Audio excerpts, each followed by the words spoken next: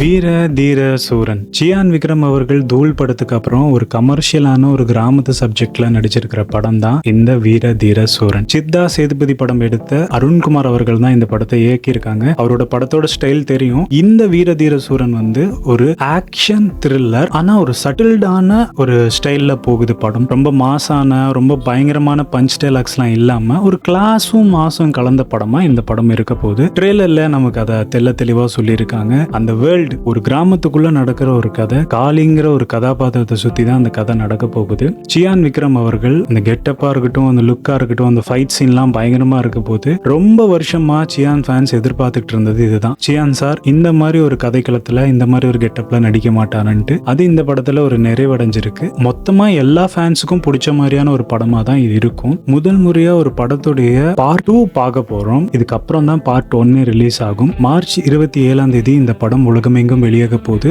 இந்த வீரதீர சூரன் ஒரு மிகப்பெரிய வெற்றி படமா அமைய நம்மளோட வாழ்த்துக்களை தெரிவிச்சுக்கலாம். நான் பாத்துக்கிறேன்.